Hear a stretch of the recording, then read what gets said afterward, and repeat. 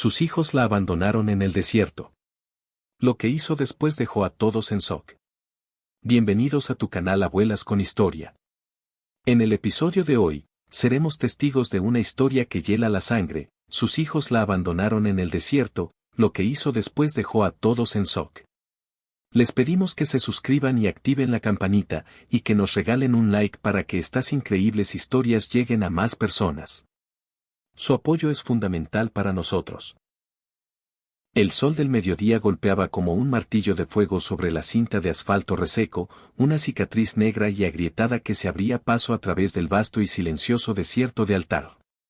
El calor era tan intenso que el aire mismo parecía temblar, creando espejismos danzantes sobre el pavimento, una ilusión de agua donde solo había una sed infinita. Y en ese escenario de absoluta desolación, una figura menuda y solitaria estaba sentada en la orilla del camino. Su mirada, vacía y rota, se perdía en la distancia, siguiendo el rastro invisible de la nube de polvo que se había desvanecido minutos antes. Se llamaba Amalia, una mujer de 68 años. Su cabello, de un blanco purísimo que evocaba la espuma de las olas, enmarcaba un rostro surcado por el tiempo y el trabajo duro.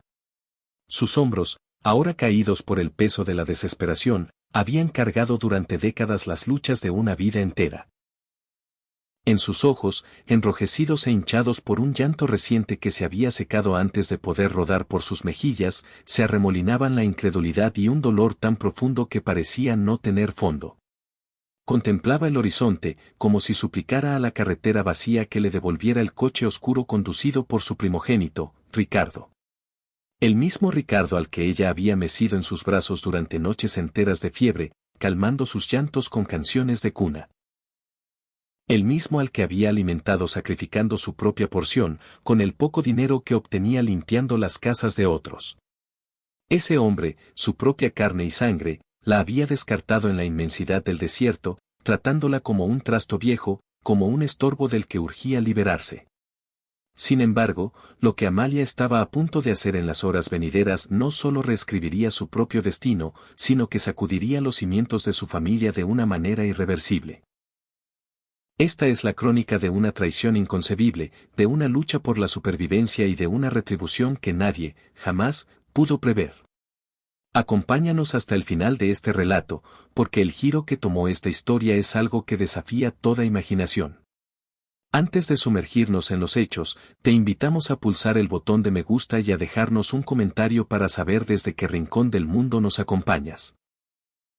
¿Nos ves desde México, España, Argentina, Colombia o tal vez desde los Estados Unidos? Nos llena de alegría saber desde dónde nos escuchan, pues cada uno de sus mensajes nos da la fuerza para seguir trayendo estas narrativas. Amalia parpadeó lentamente, una y otra vez, como si el simple acto de cerrar los párpados pudiera borrar la escena que se repetía en su mente. Su razón se rehusaba a procesar la brutalidad de lo ocurrido. Las últimas palabras de Ricardo, su hijo mayor, resonaban en sus sienes con la persistencia de un eco en un cañón. Lo lamento, mamá, pero ya no podemos hacernos cargo de ti. Te has convertido en una carga demasiado grande para la familia. Cada una de esas palabras se había incrustado en su pecho como un fragmento de hielo. Una carga. Así la había definido él. A ella, que había hipotecado cada segundo de su existencia por el bienestar de sus 3 hijos. A ella, que tantas veces se fue a la cama con el estómago vacío para que en sus platos nunca faltara un bocado caliente. A ella, que había trabajado sin descanso hasta que sus manos se convirtieron en un mapa de callosidades y su columna se doblegó por el esfuerzo incesante. El vestido de flores color coral que llevaba se sentía como una segunda piel húmeda, pegado a su cuerpo por el sudor. Amalia hizo un intento por levantarse, pero su cuerpo, castigado por el sobrepeso y una colección de dolencias que la acompañaban desde hacía años, le respondió con una punzada lacerante en las rodillas.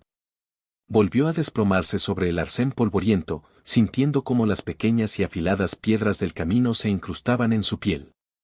El sol le abrasaba los brazos y el rostro, pero esa quemadura externa no era nada en comparación con la agonía que le devoraba el alma. Exploró su entorno con la mirada. La carretera se perdía en ambas direcciones, una interminable serpiente de asfalto hirviente. A cada lado, se desplegaba la inmensidad del desierto, una tierra ocre salpicada de matorrales espinosos y cactus aguaros que se erigían como centinelas mudos de su sufrimiento. A lo lejos, unas montañas de contornos violáceos se recortaban contra un cielo de un azul implacable. No había ni un solo indicio de civilización. Ni una casa, ni un poste de luz, ni el vuelo de un pájaro. Solo el silencio, un silencio tan absoluto que zumbaba en los oídos, interrumpido esporádicamente por el siseo del viento caliente que danzaba con la arena. Dios mío, musitó Amalia, y su propia voz le sonó extraña, rasposa y ajena. ¿Qué crimen cometí para merecer este castigo? Las lágrimas volvieron a brotar, trazando surcos limpios sobre la capa de polvo que cubría sus mejillas. Su mente viajó 3 meses atrás, al inicio de todo, cuando aún habitaba en la casa de Ricardo y su esposa, Vanessa. En un principio, después de que ella vendiera su modesto apartamento, el único patrimonio que poseía, para entregarles el dinero y salvarlos de perder su casa por una hipoteca impagable, la convivencia pareció fluir con normalidad. Sus nietos corrían a abrazarla cuando volvía de hacer la compra. Ricardo le dedicaba sonrisas durante las cenas, y Vanessa, a pesar de su naturaleza fría y pragmática, mantenía una fachada de cordialidad. Pero esa paz era frágil, y no tardó en hacerse añicos. Empezó con comentarios velados, casi susurros. Vanessa se lamentaba del tiempo que Amalia pasaba en la ducha, del supuesto exceso de condimento en sus guisos. Pronto, las indirectas se transformaron en críticas abiertas y hirientes. Que su presencia convertía la casa en un lugar asfixiante, que los niños estaban imitando sus malas costumbres, que su manera de vestir no era adecuada para una mujer de su edad y corpulencia. Amalia, con el corazón encogido, trató de hacerse invisible. Redujo sus duchas a 5 minutos cronometrados, cocinaba con una insipidez que no le agradaba a nadie, y pasaba la mayor parte del día confinada en su pequeño cuarto del sótano para no ser una molestia. Pero ningún esfuerzo era suficiente. La atmósfera en la casa se cargaba de una tensión casi eléctrica, como el aire antes de una tormenta. Y Ricardo, atrapado en el fuego cruzado entre su madre y su esposa, optó por la indiferencia. Dejó de dirigirle la palabra en el desayuno. Cesaron las preguntas sobre cómo había pasado la noche. Sus ojos, que en otro tiempo la miraban con devoción filial, ahora la esquivaban con una frialdad que le congelaba los huesos. Hasta que llegó el día fatídico. Ricardo entró en su habitación con una expresión que Amalia jamás le había visto, una máscara de determinación forzada que apenas ocultaba una profunda culpa. Supo, incluso antes de que él pronunciara palabra, que una desgracia se cernía sobre ella. Mamá, dijo él, sin atreverse a mirarla directamente a los ojos, tenemos que conversar. Con un discurso cuidadosamente ensayado, pero cuyas palabras eran como cuchillos, le comunicó que habían encontrado una residencia de ancianos para ella. Un lugar, según él, donde recibiría mejores cuidados, donde podría socializar con personas de su generación, donde dejaría de ser un peso para los demás. Amalia sintió como si el suelo se desmoronara bajo sus pies. Una residencia, repitió con un hilo de voz que apenas se oía. Pero hijo, yo no necesito ir a ninguna residencia. Todavía puedo valerme por mí misma. Si soy un estorbo aquí, puedo buscar otro sitio. No se trata de eso, mamá, mintió Ricardo, y la falsedad en su voz era tan palpable que ambos la sintieron. Lo hacemos por tu bienestar. A tu edad, con tus achaques, requieres una atención que no podemos darte. Pero Amalia conocía la verdadera razón. Había oído los fragmentos de sus discusiones nocturnas, las palabras airadas que se filtraban a través de las paredes. Sabía que el verdadero objetivo era el dinero que quedaba de la venta de su apartamento, una suma cercana a los $150,000 que ella, en un acto de fe ciega, le había confiado a Ricardo para que lo gestionara, creyendo con ingenuidad que él lo salvaguardaría para sus necesidades futuras. Ahora lo veía con una claridad dolorosa, ese dinero se había esfumado. Se había ido en saldar las deudas del matrimonio, en el flamante coche nuevo que conducía Vanessa, en unas vacaciones familiares a las que ella, por supuesto, no fue invitada. El día del supuesto traslado a la residencia llegó con una celeridad abrumadora. Amalia guardó sus pocas posesiones en una maleta vieja y desgastada. Un par de mudas de ropa, un fajo de fotografías amarillentas que capturaban tiempos más felices, y el rosario de cuentas de nácar que su madre le había entregado en su lecho de muerte. Al subir al coche negro de Ricardo, con él al volante y Vanessa en el asiento del copiloto luciendo una sonrisa que no le llegaba a los ojos, un oscuro presentimiento se anidó en su pecho. Algo andaba terriblemente mal. Viajaron durante horas. Primero cruzaron la ciudad, luego los suburbios, y finalmente se adentraron en aquella carretera solitaria que parecía conducir al fin del mundo. Amalia preguntó en varias ocasiones por la ubicación de la residencia, pero solo obtenía respuestas vagas y evasivas. Vanessa mantenía la vista pegada a la ventanilla, ignorando cualquier intento de conversación, mientras Ricardo se aferraba al volante con los nudillos blancos por la tensión. Y entonces, de forma abrupta, detuvo el coche en medio de la nada. Bajó, abrió la puerta trasera donde ella estaba sentada, y con un gesto brusco, sacó su maleta del maletero. «Baja, mamá», ordenó con una voz que le resultó irreconocible, dura y metálica. «¿Qué? ¿Por qué?» «¿Dónde estamos?», balbuceó Amalia, mirando a su alrededor con una mezcla de confusión y pánico creciente. «Baja», repitió Ricardo, esta vez con una autoridad gélida que no admitía réplica. Ella obedeció, moviéndose con la torpeza que le provocaban el miedo y la sorpresa. Una vez que estuvo de pie en el arcén, con su maleta junto a ella como única compañera, Ricardo volvió a subir al coche. Fue en ese instante cuando pronunció la sentencia que ahora la torturaba. «Lo lamento, mamá, pero ya no podemos hacernos cargo de ti. Te has convertido en una carga demasiado grande para la familia».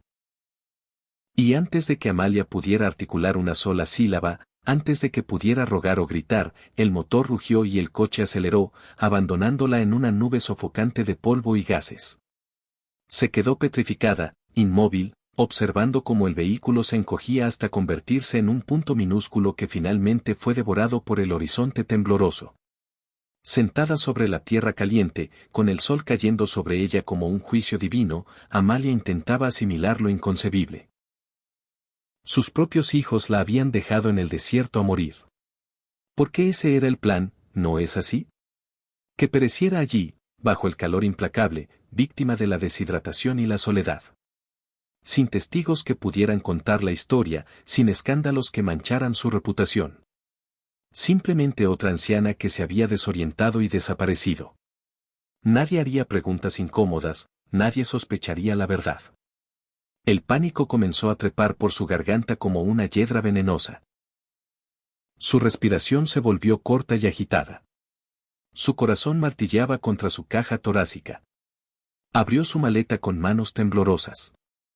En su interior solo había ropa, las viejas fotografías y el rosario.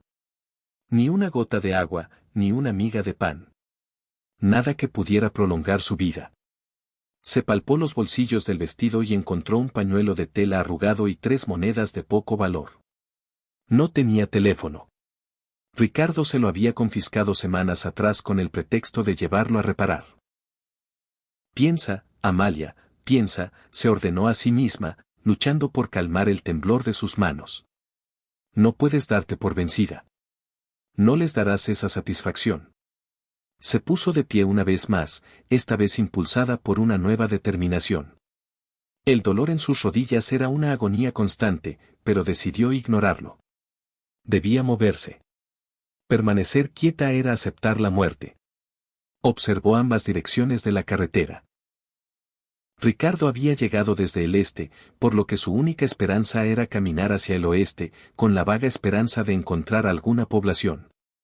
Agarró el asa de su maleta, que ahora le parecía increíblemente pesada, y empezó su peregrinaje. Cada paso era una batalla. El calor era asfixiante, el aire tan seco que sentía como si le arañara la garganta al respirar. El sudor empapaba su vestido, adhiriéndolo a su piel.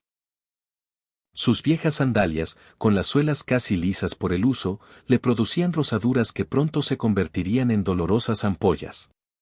Caminó durante lo que le pareció una eternidad, aunque el sol apenas se había movido en el cielo.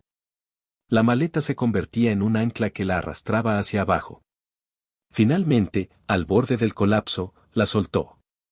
La dejó abandonada en el arcén. De su interior solo rescató el rosario, que guardó en un bolsillo, y una fotografía de sus hijos cuando eran niños. En la imagen, Ricardo tendría unos 5 años, su hija Mariana unos 3, y el pequeño Samuel era apenas un bebé en sus brazos. Todos sonreían, una familia feliz y unida. O al menos, eso era lo que ella había creído. ¿En qué me equivoqué?, susurró Amalia, contemplando la fotografía mientras las lágrimas volvían a empañar su vista. ¿Qué hice tan mal para que llegaran a odiarme de esta manera? A su mente acudieron recuerdos. Recordó a Ricardo a los 7 años, postrado en cama con neumonía. Ella pasó 3 noches en vela a su lado, aplicándole paños fríos en la frente, rezando a cada instante para que la fiebre cediera. Recordó el primer desengaño amoroso de Mariana, y cómo la había consolado durante horas, meciéndola en sus brazos y prometiéndole que el verdadero amor llegaría. Recordó a Samuel, el más rebelde, siempre metido en líos en el colegio, y como ella había luchado contra directores y maestros, suplicando una y otra vez que le dieran una nueva oportunidad. Los había amado sin condiciones. Lo había dado todo por ellos, su juventud, su salud, sus propios sueños. Desde que su esposo, Héctor, falleció en un accidente de construcción, ella se había multiplicado para ser madre y padre a la vez. Tenía 3 trabajos, limpiaba casas al amanecer, lavaba ropa ajena por las tardes y horneaba pan de madrugada para vender entre los vecinos. Apenas dormía 4 horas. Sus manos, que una vez fueron suaves, se llenaron de grietas. Su espalda, antes erguida, se fue encorvando por el esfuerzo. Pero todo lo hizo por amor, con la esperanza de que crecieran para ser personas de bien, que valorarían sus sacrificios y la honrarían. En lugar de eso, la habían sentenciado a muerte en el desierto. El sol seguía su ascenso inclemente. Amalia sentía la piel en carne viva, los labios partidos por la sequía. La sed era una tortura que lo consumía todo.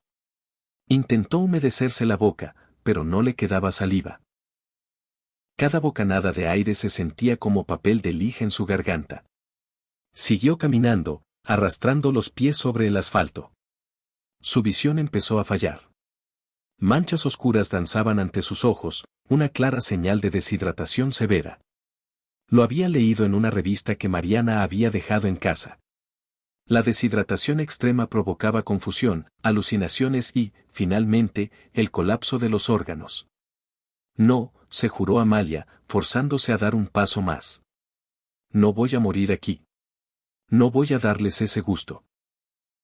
Pero mientras se repetía esas palabras desafiantes, una parte de ella sabía que sus opciones se agotaban. ¿Cuánto tiempo más podría resistir? Fue entonces cuando lo oyó.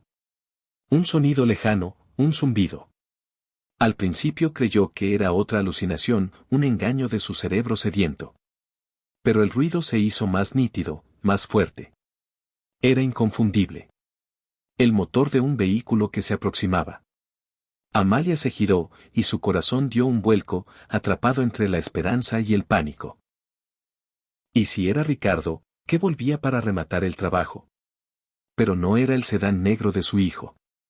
Se trataba de una camioneta vieja, de un color azul tan desvaído por el sol que parecía gris, con la pintura desconchada y el parachoques cubierto de óxido.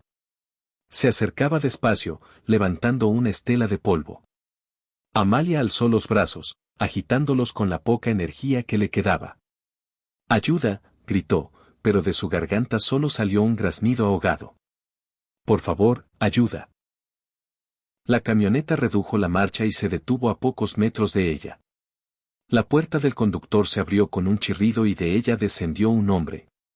Parecía tener unos 45 o 50 años, de cabello oscuro salpicado de canas, piel curtida por el sol, y vestía unos vaqueros gastados y una camisa de cuadros.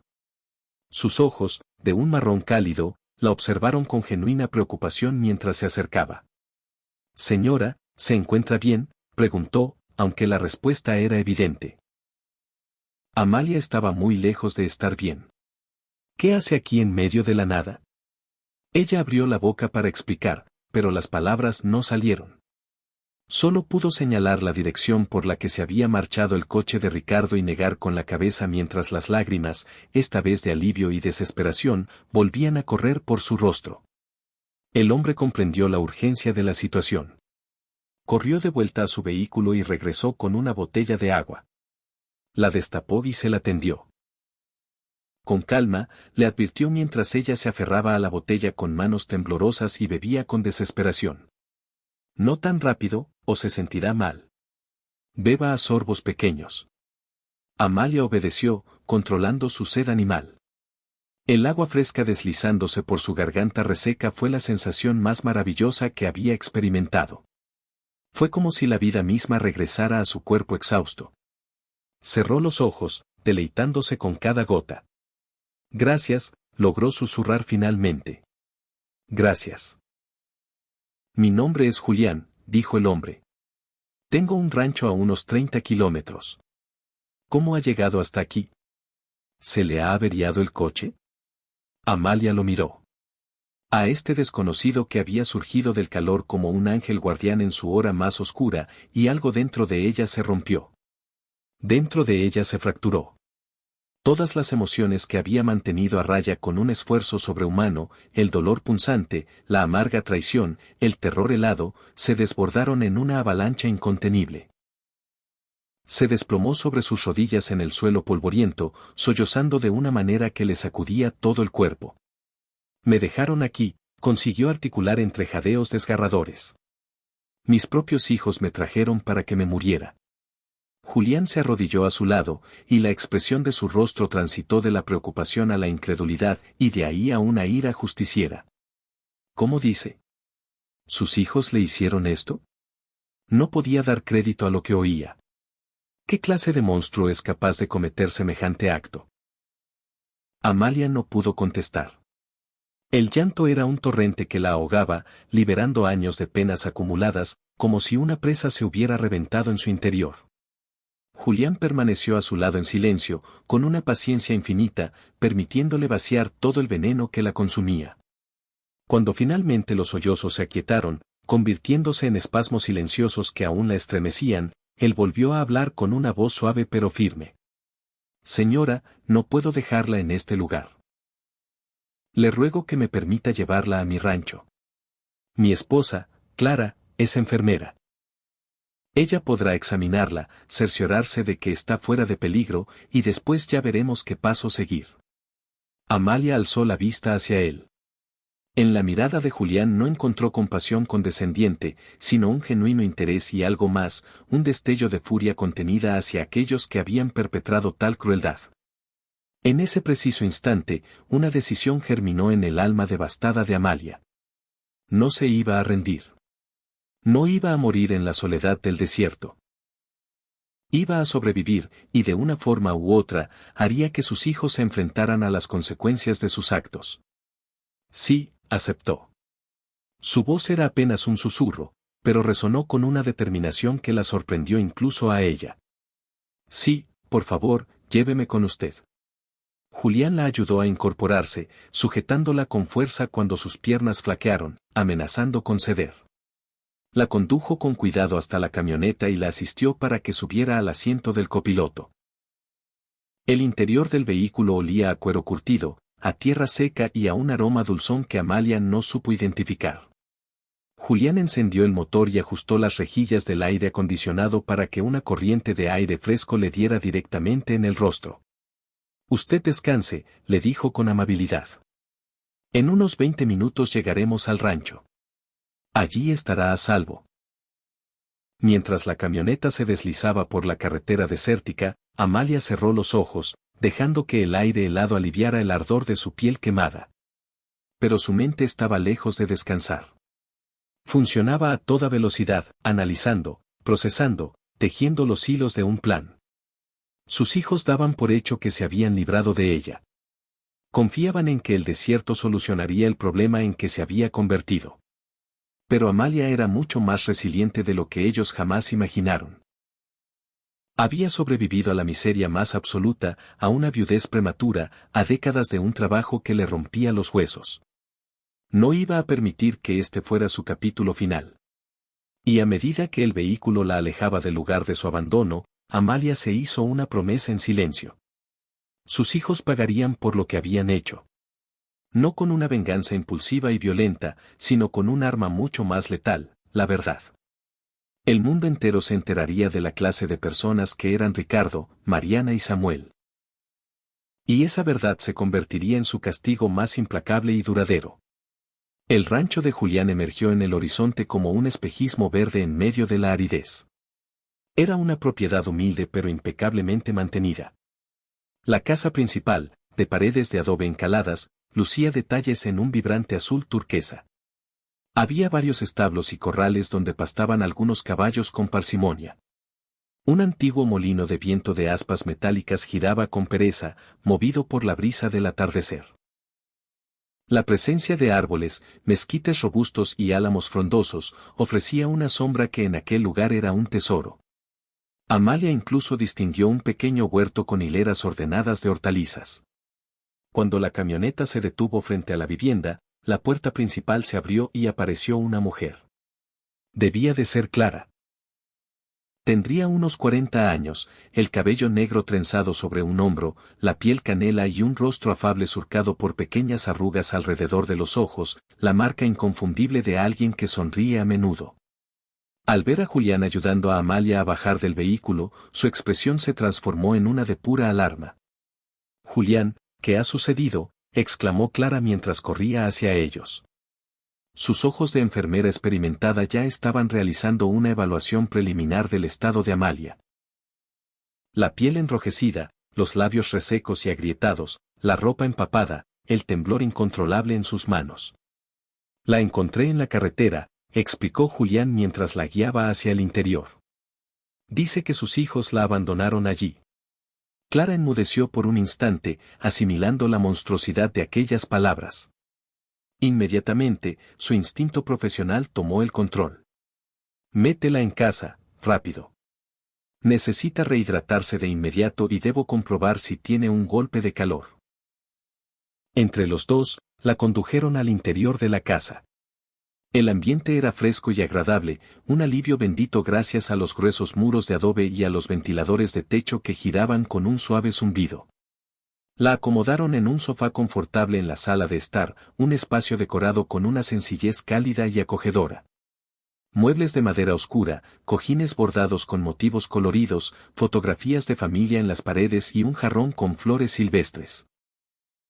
Clara desapareció un momento para volver con un maletín médico. Se arrodilló frente a Amalia y comenzó a examinarla con gestos eficientes y delicados. «¿Cómo se llama?», preguntó mientras le tomaba el pulso. Amalia, respondió con la voz todavía rasposa. «Amalia Morales». «Mucho gusto, Amalia. Soy Clara. Soy enfermera, así que voy a hacerle una revisión para asegurarme de que todo esté bien, ¿de acuerdo?». Amalia simplemente asintió. Clara procedió con el examen, comprobando sus signos vitales, inspeccionando las quemaduras solares, pellizcando suavemente la piel del dorso de su mano para medir el nivel de deshidratación. Le hizo preguntas sobre sus síntomas: mareos, náuseas, dolor de cabeza. «Tiene deshidratación moderada y quemaduras de primer grado en la cara y los brazos», diagnosticó finalmente. «Nada que ponga en riesgo su vida, gracias a Dios. Pero ha tenido muchísima suerte de que Julián la encontrara. Unas pocas horas más bajo ese sol y la situación sería crítica». «Gracias», musitó Amalia. «Gracias a los dos. No sé qué habría sido de mí». La voz se le quebró, y las lágrimas pugnaron por salir de nuevo. Clara le puso una mano tranquilizadora en el hombro. «Ya está a salvo. Eso es lo único que importa ahora. Le prepararé una solución de rehidratación oral y luego le aplicaré gel de aloe vera en las quemaduras. Después, necesitará descansar». Mientras Clara se ocupaba de los remedios, Julián se sentó en una silla frente a Amalia. Su rostro era un reflejo de la tormenta de emociones que lo embargaba. «Amalia», comenzó, escogiendo las palabras con sumo cuidado. «Lo que sus hijos han hecho es inhumano. Es un delito. Deberíamos llamar a la policía ahora mismo para denunciarlos. Amalia sopesó la idea. La imagen de Ricardo siendo arrestado, esposado y encerrado en una celda le provocaba una oscura y fugaz satisfacción. Pero también sabía que el sistema de justicia era un laberinto lento y complejo, sin garantías de un resultado justo. Y además, una parte de ella, a pesar del abismo de dolor, seguía siendo una madre. No lo sé, admitió finalmente. No sé qué hacer. Sigo sin poder creer que todo esto sea real. Clara regresó con un vaso que contenía un líquido transparente con un ligero tono amarillento. Beba esto, despacio, le indicó. Le ayudará a reponer los electrolitos que ha perdido. Amalia bebió. El sabor era ligeramente salado, pero no desagradable. Y mientras lo hacía, comenzó a hablar.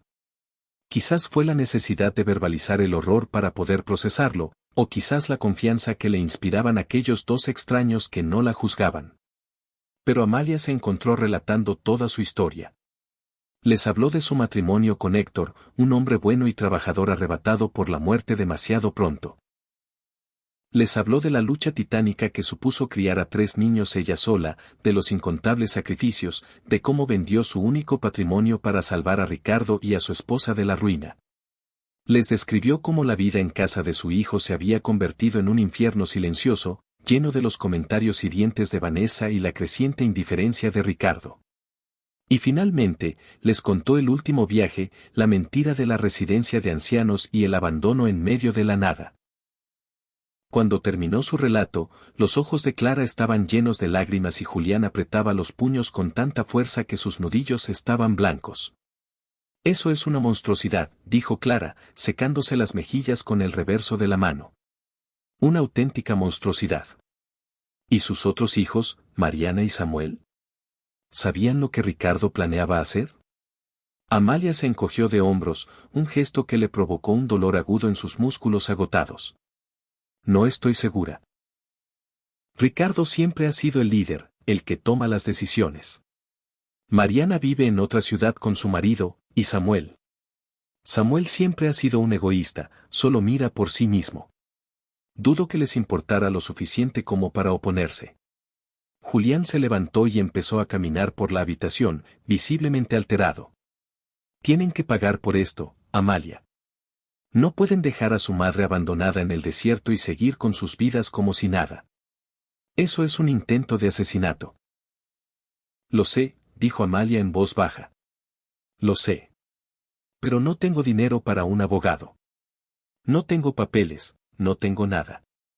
Se lo han quedado todo. Clara se sentó a su lado y le tomó la mano.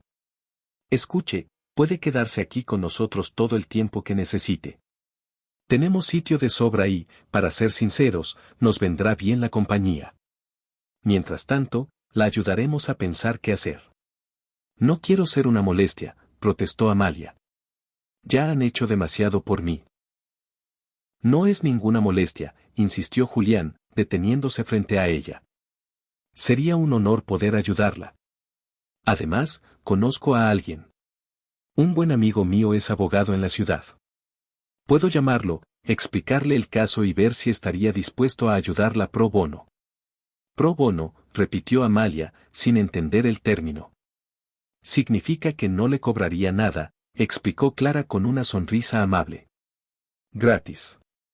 Amalia sintió una oleada de gratitud tan intensa que creyó que el corazón le iba a estallar. 2 completos desconocidos le estaban mostrando más bondad de la que había recibido de sus propios hijos en años. Era abrumador y, al mismo tiempo, le devolvía una brizna de fe en la humanidad. No sé cómo podré agradecérselo nunca, susurró, apretando la mano de Clara. No tiene nada que agradecer, respondió ella. Cualquier persona con un mínimo de decencia habría hecho lo mismo. Ahora, vamos a llevarla a la habitación de invitados. Necesita dormir. Más tarde le traeré algo de cenar. Clara la guió por un pasillo hasta un cuarto pequeño pero increíblemente acogedor. Había una cama individual con un edredón de retazos de colores, una mesita de noche, una cómoda de pino y una ventana con cortinas de encaje que tamizaban la luz. El aire olía a limpio, con un sutil aroma a lavanda. El baño está al final del pasillo, le indicó Clara. Si necesita cualquier cosa, no dude en llamarnos. Cuando se quedó sola, Amalia se sentó al borde de la cama. Por primera vez en meses, se sintió segura. Se recostó sin siquiera quitarse la ropa sucia y el agotamiento la venció al instante, sumiéndola en un sueño profundo y reparador. Cuando Amalia despertó, la habitación estaba bañada en la luz dorada del atardecer. Se sentó en la cama, desorientada por un momento. Entonces, los recuerdos del día la golpearon con la fuerza de una ola. El abandono, Julián, Clara, el rancho. No había sido una pesadilla. Se acercó a la ventana y contempló la estampa pacífica del rancho, un contraste brutal con la tormenta que agitaba su interior. Unos suaves golpes en la puerta la sacaron de sus pensamientos. Amalia, era la voz de Clara. ¿Estás despierta? Sí, pasa, respondió. Clara entró con una bandeja. Había un tazón de caldo de pollo humeante, tortillas calientes, frijoles y un vaso de agua. Pensé que tendrías hambre, dijo con una sonrisa. El aroma de la comida hizo que el estómago de Amalia protestara. Se dio cuenta de que estaba famélica. Comió despacio, saboreando cada cucharada como si fuera la primera en años. Está delicioso, dijo con sinceridad. Muchas gracias, Clara. Mientras comía, Clara se sentó en una silla. Julián ha hablado con su amigo, el abogado. Se llama Fernando Castillo. Cuando le ha contado tu historia, ha dicho que quiere ayudarte. Vendrá mañana a hablar contigo, sin ningún compromiso, solo para escuchar tu versión y explicarte tus opciones. Amalia asintió, la idea de formalizar su pesadilla le producía una mezcla de alivio y temor. ¿Crees que de verdad se puede hacer algo?, preguntó. No tengo pruebas de nada. Es mi palabra contra la suya. Bueno, Fernando te lo explicará mejor, pero piénsalo. Hay un registro de la venta de tu apartamento, transferencias bancarias que demuestran que el dinero fue a la cuenta de Ricardo. Y aunque no haya testigos del abandono, Julián puede testificar en qué condiciones te encontró. Amalia terminó de comer, procesando la información. Una parte de ella se rebelaba ante la idea de llevar a sus propios hijos ante un juez. Décadas de instinto maternal no se podían borrar de un plumazo. Pero otra parte, una parte que se hacía más fuerte a cada minuto, sabía que Clara tenía razón. Sus hijos debían enfrentarse a las consecuencias. Hablaré con Fernando, decidió finalmente. Escucharé lo que tenga que decir. Clara sonrió, satisfecha. Bien. Ahora, descansa. Mañana será un día largo. Más tarde, en el baño, Amalia se miró al espejo y apenas reconoció a la mujer del reflejo. Parecía haber envejecido 10 años en un solo día. De vuelta en la habitación, encontró ropa limpia sobre la cama. Se cambió, agradecida por el simple lujo de unas prendas limpias con olor a lavanda. Ya bajo las sábanas, en la oscuridad, su mente no le daba tregua. Pensó en Ricardo, en el niño dulce que fue. ¿Cuándo se había transformado en ese monstruo? ¿Fue por la influencia de Vanessa, o esa crueldad siempre había estado latente en él? Pensó en Mariana, su hija, ahora una extraña al otro lado del teléfono. Y en Samuel, el pequeño, que solo la llamaba para pedirle dinero. ¿Fueron todos cómplices del plan, o fue solo una decisión de Ricardo? Necesitaba respuestas. Necesitaba entender el porqué de tanto odio. Cómo su familia se había deshecho de una manera tan espantosa. Finalmente, con el cuerpo y el alma rendidos por el agotamiento, el sueño volvió a reclamarla. Esta vez, la transportó a los lejanos parajes de su niñez, al regazo de su propia madre, una mujer de una fortaleza inquebrantable y un corazón desbordante de ternura, que había sacado adelante a 7 hijos en medio de una pobreza que calaba los huesos, pero que jamás, ni un solo día, había permitido que la amargura le robara la sonrisa. En el sueño, la voz de su madre era un bálsamo, susurrándole que se mantuviera firme, que nunca claudicara, que la justicia, aunque a veces tarda, siempre encuentra su camino al final. Amalia quiso aferrarse a esas palabras, beber de su consuelo, incluso si solo eran un eco que existía en el efímero mundo de los sueños. La mañana siguiente despuntó con una claridad cristalina y un aire fresco que olía a tierra húmeda. Amalia despertó con los primeros destellos del sol que se colaban por la ventana y con el canto enérgico de los gallos que anunciaban un nuevo día. Se sentía notablemente mejor que la jornada anterior, aunque una rigidez dolorosa aún atenazaba sus músculos. Las quemaduras del sol le provocaban un picor insoportable, especialmente en el rostro y los brazos. Unos golpes suaves resonaron en la puerta y la voz de Clara se oyó al otro lado. «Buenos días, Amalia. ¿Puedo entrar?» «Sí, adelante», respondió ella, incorporándose con cuidado en la cama. Clara apareció con otra bandeja, esta vez cargada con el desayuno. Huevos revueltos con chorizo, cuyo aroma llenó la habitación, frijoles, tortillas recién hechas y una taza de café humeante que olía a gloria. «Te traje el desayuno», dijo con una sonrisa cálida. «Y también más aloe vera para esas quemaduras. ¿Cómo te encuentras esta mañana?» «Mejor», admitió Amalia, sintiendo una gratitud que le oprimía el pecho. «Aún me duele todo, pero estoy mejor». «Clara, no es necesario que me atiendas de esta manera. Puedo levantarme e ir a la cocina». «Lo sé, pero quiero hacerlo», replicó Clara con dulzura.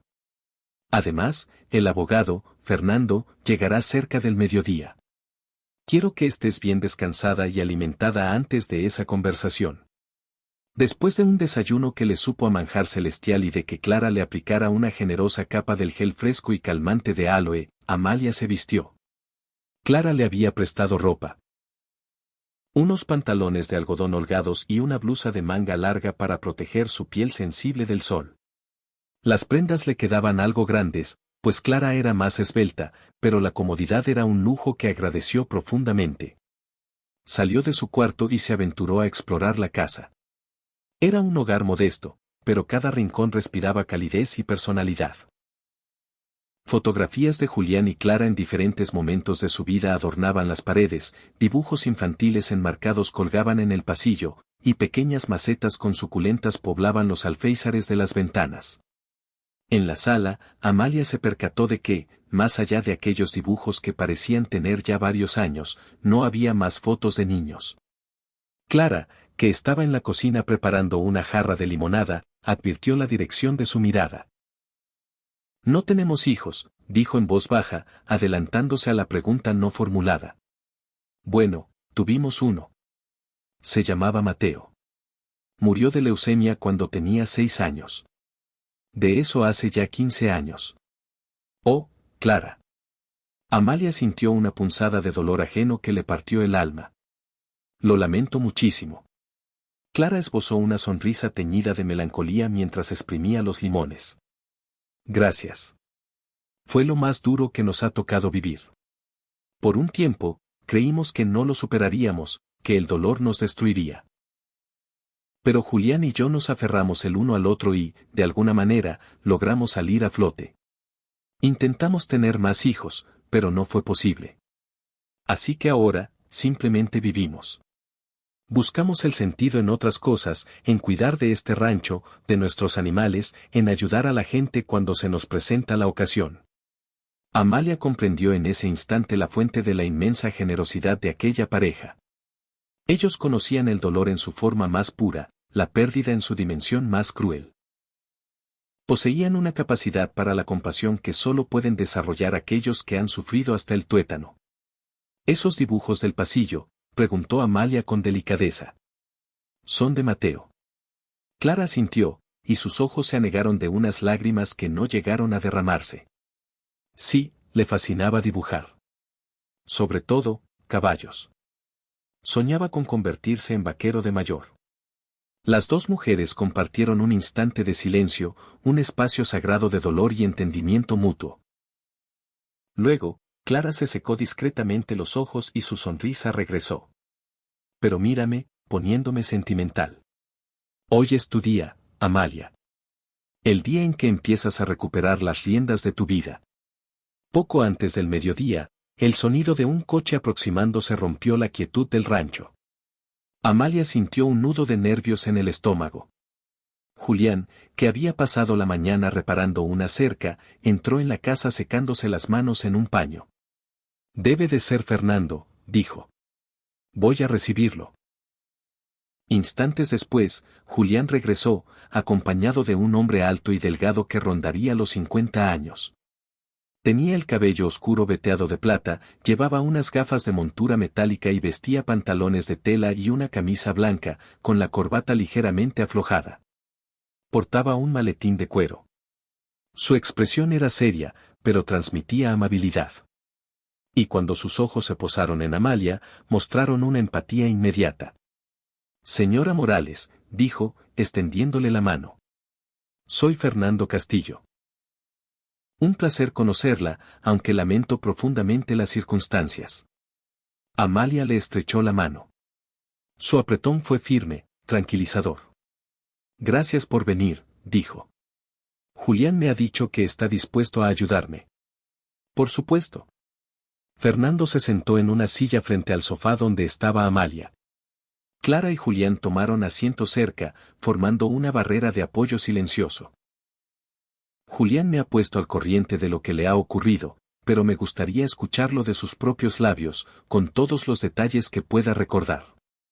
Y así, por segunda vez en 2 días, Amalia desgranó su historia. Pero esta vez fue distinto.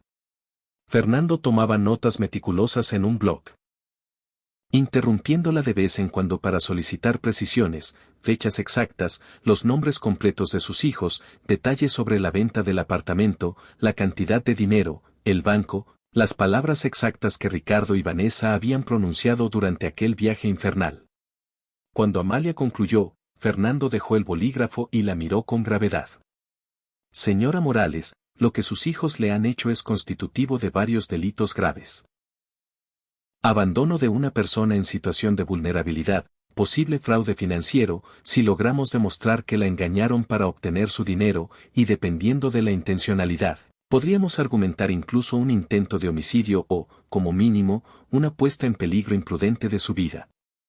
Amalia tragó saliva. Escuchar aquellos términos legales hacía que la pesadilla se volviera tangible, oficial.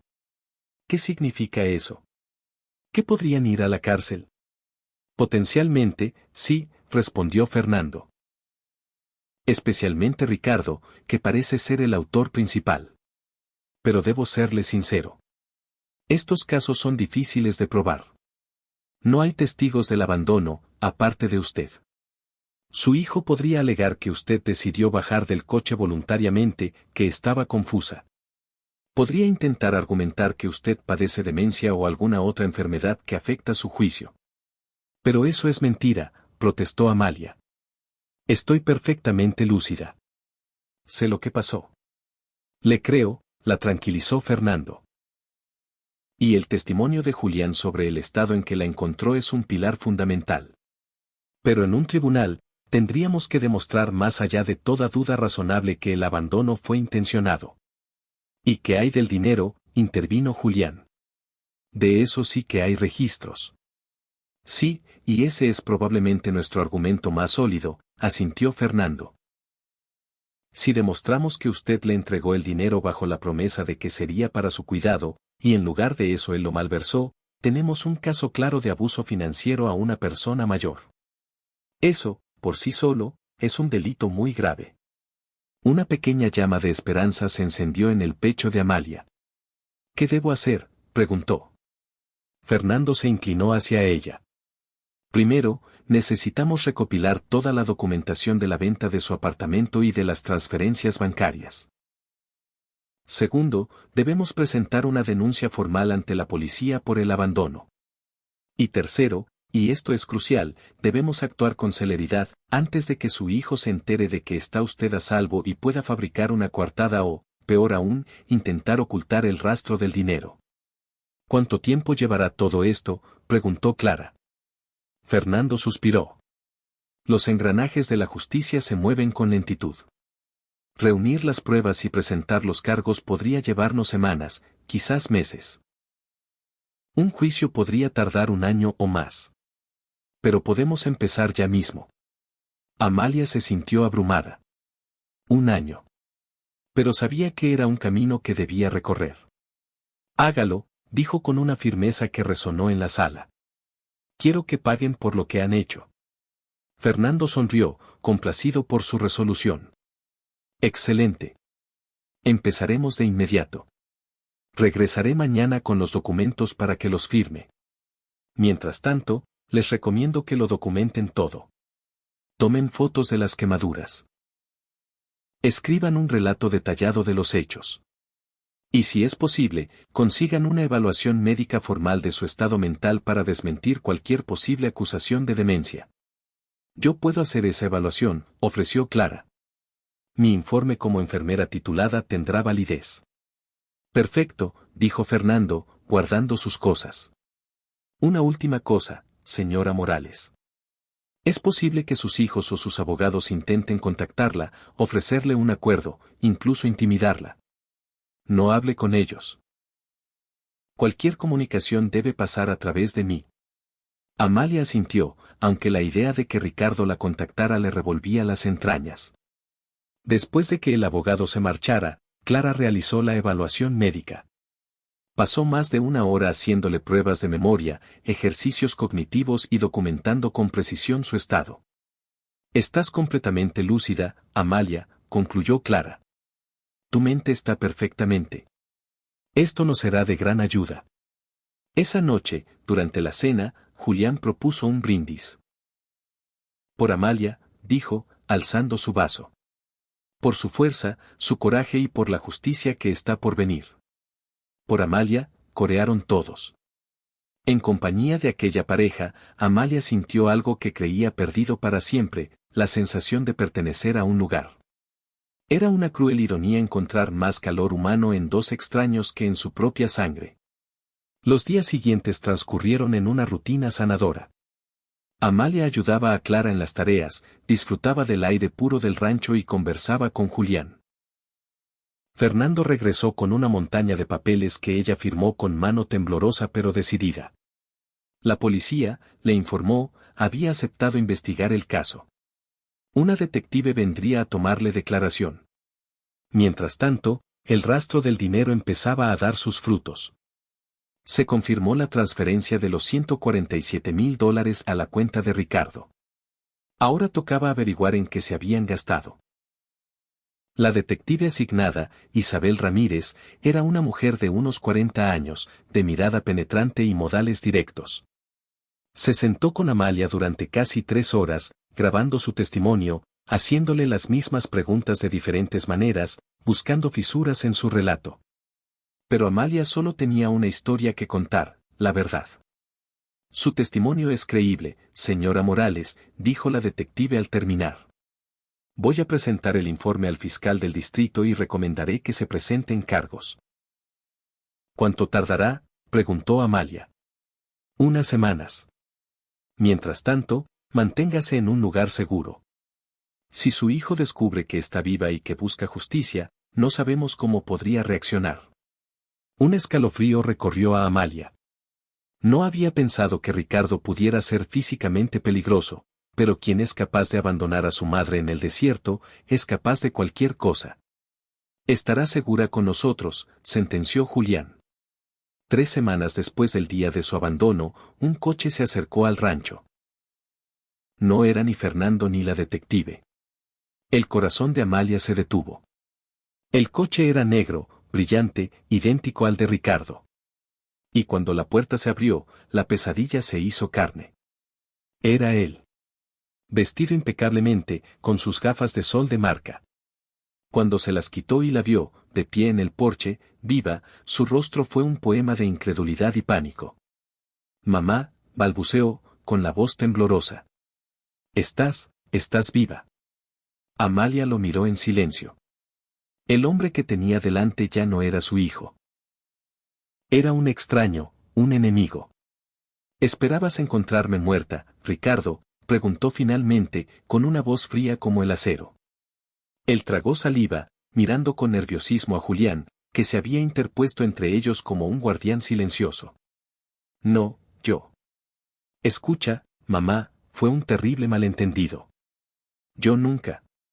Un malentendido, la voz de Amalia se quebró por la ira. Me dejaste en medio del desierto para morir, ¿y lo llamas un malentendido? No fue así, protestó él, intentando acercarse. Julián le bloqueó el paso. Yo solo, necesitaba tiempo para pensar. Iba a volver a por ti, te lo juro. Mentiroso, escupió Amalia. Me dejaste sin agua, sin nada. Sabías perfectamente lo que hacías. Ricardo bajó la mirada, incapaz de sostenerla de su madre. Fue Vanessa, susurró, casi inaudible. Ella me presionó. Decía que éramos una carga, que estabas arruinando nuestro matrimonio. Los niños estaban siendo afectados. Yo no sabía qué hacer.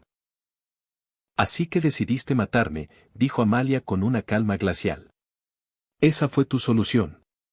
No, yo nunca quise matarte. Solo pensé que si desaparecías por un tiempo, Vanessa se calmaría y entonces podríamos encontrar una solución real. Pero cuando regresé a buscarte, ya no estabas. Pensé que quizás habías conseguido ayuda, ¿o qué? La voz se le quebró. ¿O qué, Ricardo? Lo presionó Amalia. ¿O qué había muerto y alguna alimaña se había llevado mi cuerpo? ¿O qué había vagado desorientada por el desierto y nunca me encontrarían?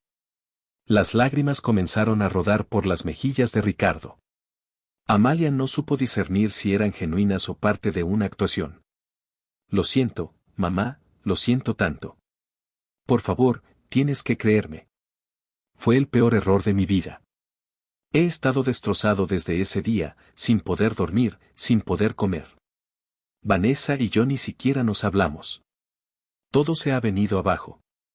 Bien, dijo Amalia, sin una pizca de compasión. Espero que sufras tanto como yo sufrí. Ricardo la miró con ojos de cachorro apaleado. ¿Puedes perdonarme? Por favor, mamá. Eres mi madre. Hice algo terrible, lo sé, pero todos cometemos errores. Dame otra oportunidad para arreglarlo. Por un instante, solo un efímero instante, Amalia sintió que su determinación flaqueaba. Era su hijo, su niño. Una parte de ella quería abrazarlo, susurrarle que todo estaría bien, que lo perdonaba. Pero entonces, el recuerdo la golpeó con la fuerza de un rayo. Las horas bajo el sol inclemente, la sed que era una tortura, el terror absoluto de saber que moriría sola, olvidada. El recuerdo de su maleta abandonada, de sus pocas pertenencias esparcidas por el viento. El recuerdo de la frialdad en su voz al llamarla una carga. No, dijo Amalia con una firmeza inquebrantable. No te perdono, Ricardo. Y no voy a retirar los cargos que he presentado contra ti. El rostro de Ricardo se tornó ceniciento. ¿Cargos? ¿Qué cargos? Abandono de una persona vulnerable, abuso financiero de una persona mayor, puesta en peligro imprudente de una vida, enumeró Amalia, y posiblemente más, dependiendo de lo que decida el fiscal. Mamá, no puedes hacerme esto. Soy tu hijo. Y yo soy tu madre, replicó ella. Pero eso no te dio derecho a tratarme como si fuera basura. Ahora, te toca afrontar las consecuencias de tus actos. Ricardo miró a su alrededor con desesperación, buscando un aliado inexistente. Sus ojos se fijaron en Julián. Usted, lo señaló con un dedo acusador. Usted le ha metido estas ideas en la cabeza, ¿verdad? Le ha llenado la mente de venganza. No he necesitado convencerla de nada, respondió Julián con una calma que contrastaba con la agitación de Ricardo. Tu madre sabe perfectamente lo que quiere. Y si yo fuera tú, me subiría a ese coche y me largaría de aquí antes de que llame a la policía para denunciar que estás acosando a la víctima de tu propio crimen. Ricardo abrió y cerró la boca varias veces, como un pez fuera del agua. Finalmente, tras una última mirada suplicante a Amalia, que fue recibida con un muro de indiferencia, se dio la vuelta y caminó hacia su coche. Antes de subir, se giró una vez más. Esto va a destruir a la familia, mamá. Mariana, Samuel, todos van a sufrir. ¿Es eso lo que quieres? Lo que quiero, dijo Amalia, con una voz clara y potente que resonó en el aire del rancho, es justicia. Lo que os pase a vosotros después de eso, es vuestro problema. Ricardo se metió en el coche y arrancó, levantando una nube de polvo a su paso. Mientras lo veía alejarse, Amalia sintió algo inesperado. No era triunfo ni satisfacción. Tampoco culpa o arrepentimiento. Lo que sintió fue paz. Por primera vez desde que comenzó aquella pesadilla, sintió que volvía a ser dueña de su propia vida. Clara le pasó un brazo por los hombros. Estoy orgullosa de ti, le susurró. Sé que no ha sido fácil. No, no lo ha sido, admitió Amalia. Pero era necesario. Esa noche, Fernando llamó. Ricardo había contactado a un abogado, y éste había intentado negociar. Ofrecían devolver $50,000 a cambio de que Amalia retirara todos los cargos y firmara un acuerdo de confidencialidad. ¿Qué debo hacer?, le preguntó Amalia. La decisión es enteramente suya, respondió Fernando. $50,000 es una suma considerable, y no hay garantías de ganar el juicio. Por otro lado, si acepta, Rodrigo estará comprando su impunidad. No habrá justicia real. Amalia no necesitó meditarlo. No, dijo. No acepto. Esto nunca ha sido por el dinero. Entendido, respondió Fernando, y Amalia pudo percibir la satisfacción en su voz. Seguimos adelante, entonces. Los meses siguientes fueron un torbellino de actividad legal. El fiscal del distrito presentó cargos formales contra Ricardo. Tras una investigación exhaustiva, se determinó que Mariana y Samuel no estaban directamente implicados en el abandono, aunque se descubrió que ambos habían recibido dinero de Amalia a través de Ricardo, a modo de préstamo, y nunca lo habían devuelto. Fernando presentó demandas civiles contra ellos. La noticia saltó a los medios locales. El titular hijos acusados de abandonar a su madre anciana en el desierto conmocionó a la opinión pública. Amalia, en contra del consejo inicial de su abogado, concedió una entrevista a una periodista respetada. Contó su historia con una dignidad y una calma que conmovieron al país. La entrevista se hizo viral, y una ola de apoyo y solidaridad la arropó. La presión pública aceleró el proceso, y la fecha del juicio se fijó para 6 meses después. Durante ese tiempo, Amalia echó raíces en el rancho. Se convirtió en parte de la familia de Julián y Clara. Ayudaba en las tareas, aprendió a cuidar de las gallinas y, lo más importante, comenzó a sanar. Las pesadillas se hicieron menos frecuentes, y empezó a redescubrirse a sí misma, más allá de su rol de madre. Una tarde, Clara le preguntó qué haría después del juicio. No lo sé, admitió Amalia. Supongo que si recupero algo de mi dinero, me alquilaré un pequeño apartamento. Un lugar mío, donde pueda vivir en paz. Sabes que siempre tendrás un hogar aquí, le dijo Clara. Lo sé, respondió Amalia, con los ojos húmedos. Y vosotros sois mi familia ahora. La familia que he elegido. El día del juicio llegó. Amalia se enfrentó a sus hijos en la sala del tribunal. Rodrigo parecía un hombre derrotado. Mariana no dejaba de llorar. Samuel tenía la mirada perdida. Ninguno de los tres pudo sostenerle la mirada. El juicio duró 3 días. Las pruebas eran abrumadoras, las transacciones bancarias, el testimonio de Julián, los informes médicos de Clara. Cuando Amalia subió al estrado, su relato, contado con una honestidad desgarradora, silenció la sala. El abogado de Ricardo intentó presentarla como una mujer confusa y vengativa, pero ella se mantuvo firme. El testimonio de Ricardo fue un desastre. Bajo el interrogatorio de Fernando, sus mentiras se desmoronaron una a una. El jurado deliberó durante solo 4 horas. El veredicto fue unánime: culpable. Culpable de abandono, culpable de abuso financiero, culpable de poner en peligro una vida. Amalia sintió una mezcla de alivio y tristeza. Se había hecho justicia, pero a un costo terrible. Rodrigo fue sentenciado a 3 años de prisión. Mariana y Samuel fueron condenados en el juicio civil a devolver el dinero con intereses y a pagar una indemnización por daños morales. De sus $147,000, Amalia recuperaría unos $120,000. A la salida del juzgado, Amalia se dirigió a la prensa. Hoy se ha hecho justicia, dijo con la voz firme. No lo hice por venganza, sino porque las acciones tienen consecuencias. Los ancianos no somos una carga. Merecemos respeto y amor.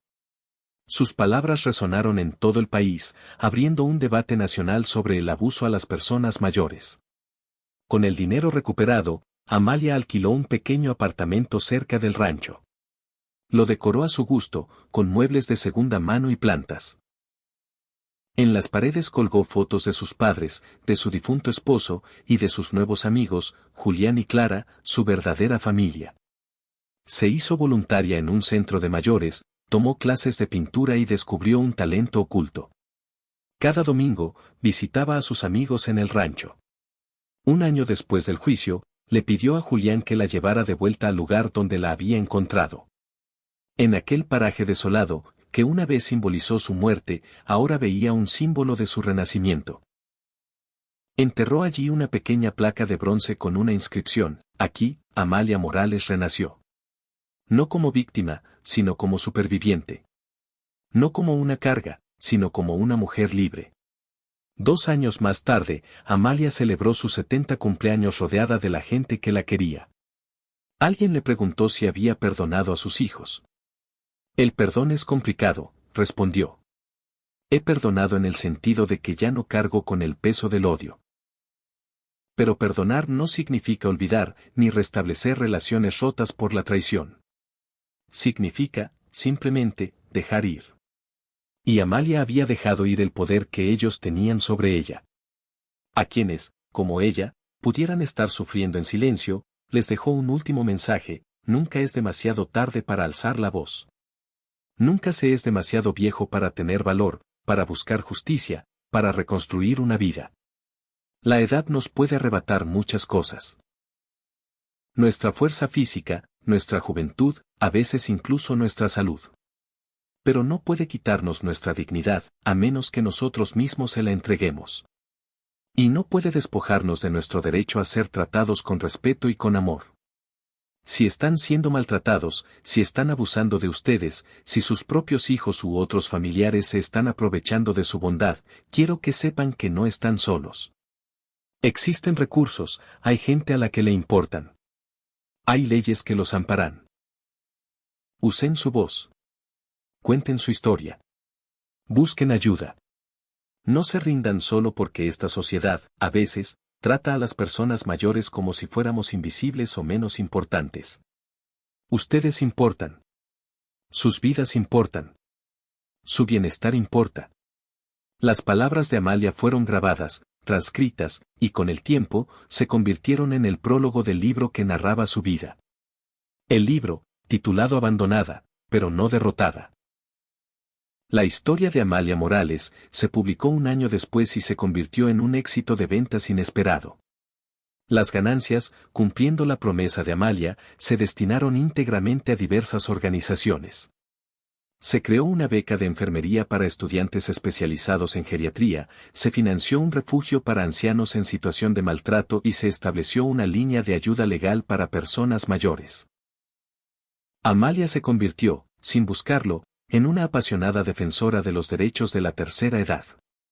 Daba charlas, participaba en conferencias y utilizaba su nueva plataforma para visibilizar un problema que, con demasiada frecuencia, permanece oculto en la intimidad de los hogares. En cuanto a Ricardo, salió de la cárcel tras cumplir 2 años de su condena. Amalia se enteró por la prensa, no porque él intentara contactarla. Le llegaron rumores de que vivía en otra ciudad, trabajando en la construcción, intentando rehacer su vida. Mariana había retomado un contacto tenso y distante con él. Samuel, fiel a su naturaleza, había cortado lazos con todos y se había mudado al otro lado del país. A veces, Amalia se preguntaba qué sería de sus vidas, si alguna vez sentían un remordimiento sincero o si solo lamentaban haber sido descubiertos. Pero esas preguntas ya no la atormentaban como antes. Ahora tenía su propia vida, una vida con propósito. En su 72º cumpleaños, Amalia se encontraba en el rancho de Julián y Clara, ayudando en la cosecha. El trabajo físico, que antes la habría agotado, ahora la fortalecía. Mientras trabajaban bajo el sol de la mañana, Julián le hizo una propuesta que llevaban tiempo meditando. Amalia, Clara y yo nos hacemos mayores. Este rancho es mucho trabajo. Hemos pensado en venderlo y mudarnos a un lugar más pequeño. Y nos preguntábamos, ¿te gustaría comprarlo? Te haríamos un buen precio. Sabemos que lo amarías tanto como nosotros. Amalia se detuvo y contempló el lugar. Aquel rancho se había convertido en su santuario, el símbolo de su renacimiento. La idea de poseerlo, de convertirlo en su hogar definitivo, la emocionaba y la abrumaba a partes iguales. No sé si podría con todo esto yo sola, admitió. No estaría sola, intervino Clara. Nosotros nos mudaríamos al pueblo, cerca de tu antiguo apartamento. Podríamos ayudarte cuando lo necesitaras. Amalia recorrió la propiedad con él. A mirada. Cada rincón guardaba un recuerdo, un pedazo de su sanación.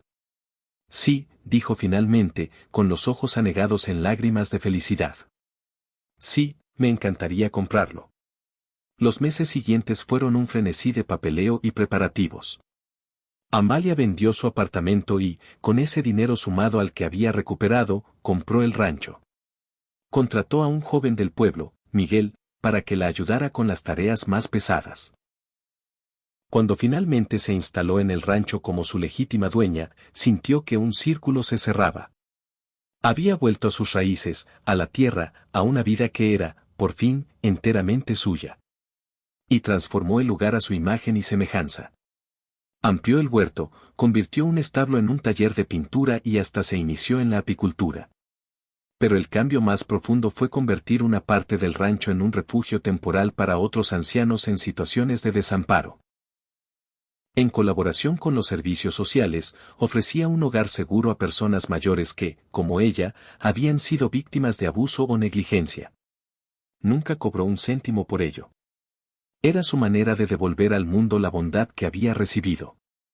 A lo largo de los años, decenas de hombres y mujeres encontraron en el rancho de Amalia un remanso de paz y la fuerza para reconstruir sus vidas. Una de ellas fue Socorro, una mujer de 75 años a la que su familia había abandonado en un hospital. Llegó al rancho rota, convencida de que era una carga inútil. Amalia compartió con ella su propia historia, le mostró que el abuso nunca es culpa de la víctima y, poco a poco, Socorro volvió a sonreír. El día que se marchó para empezar una nueva vida en su propio apartamento, abrazó a Amalia y le dijo, «Me salvaste la vida». «No», respondió Amalia. «Tú te salvaste a ti misma. Yo solo te mostré que era posible». Momentos como ese daban sentido a todo su sufrimiento. Amalia vivió en su rancho hasta los 85 años. Durante ese tiempo, ayudó a más de 100 personas, publicó un segundo libro y pintó cientos de cuadros, cuyas ganancias donaba a la caridad. Y, lo más importante, vivió cada día según sus propias reglas, libre. Clara y Julián siguieron siendo sus pilares. Cuando Julián falleció, Amalia fue el apoyo incondicional de Clara, devolviéndole el consuelo que ella le había brindado años atrás.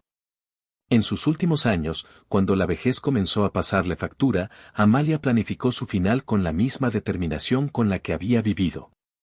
Dejó directivas claras, nombrando a Clara como su apoderada y asegurándose de que sus hijos biológicos no tuvieran poder de decisión alguno.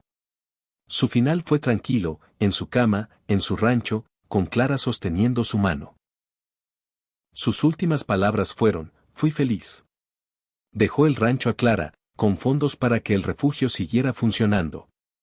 El resto de su patrimonio fue para las causas que había defendido. A sus hijos no les dejó nada. En su testamento, explicó, «Mis hijos eligieron abandonarme mucho antes de aquel día en el desierto. Eligieron el dinero por encima del amor. No les debo nada. Mi legado será para quienes protegen a los vulnerables». A su funeral acudieron cientos de personas. Sus hijos estaban allí, en la última fila, pero no se les permitió hablar. El elogio lo pronunció Socorro. «Amalia Morales fue abandonada para morir», dijo. Pero no solo sobrevivió, floreció. Transformó la peor de las traiciones en un propósito. Nos enseñó que nunca es tarde para empezar de nuevo. No permitió que la definieran por lo que le hicieron, sino por cómo respondió. Esa es su mayor lección. Después del servicio, Clara se acercó a los 3 hermanos. Ella os amó hasta el final, les dijo. Pero el amor no significa permitir el abuso. Espero que aprendan esa lección antes de que sea demasiado tarde. En el cementerio, una brisa suave sopló desde el desierto, como si la tierra misma le rindiera homenaje. Su lápida, simple y poderosa, rezaba, Amalia Morales. Madre, superviviente, defensora. Abandonada en el desierto, pero nunca derrotada. Los años pasaron. El refugio continuó su labor. El libro de Amalia siguió inspirando a nuevas generaciones y su caso impulsó nuevas leyes de protección a los mayores. Rodrigo publicó una carta de disculpa. María se hizo voluntaria en una residencia. Sebastián desapareció. Pero el verdadero legado de Amalia no residía en las acciones de sus hijos, sino en las vidas que había salvado y en la conciencia que había despertado. 10 años después de su muerte, el refugio celebró su 25º aniversario. Durante el evento, se desveló una estatua de bronce de Amalia, con los brazos abiertos en señal de bienvenida. Entre la multitud, una joven se acercó a Clara. Creo que Amalia Morales era mi abuela, dijo. Mi padre era Rodrigo. Se llamaba Elena. Clara vio en ella la suavidad y la calidez que su padre nunca tuvo. Tu abuela fue una mujer extraordinaria, le dijo. Si tienes tiempo, me encantaría contarte su verdadera historia. Me encantaría, respondió Elena, con los ojos húmedos. Y, si es posible, me gustaría ser voluntaria aquí. Para continuar su trabajo y, de alguna manera, reparar el daño que hizo mi padre. Clara sonrió. Creo que a tu abuela le habría encantado eso. Y así, el legado continuó, no a través de la sangre, sino de la elección y la acción. La historia de Amalia no terminó con su muerte. Sigue viva en cada persona que encuentra el coraje para defender su dignidad, en cada comunidad que decide honrar y proteger a sus mayores. Su abandono en el desierto debía ser su final, pero se convirtió en su principio.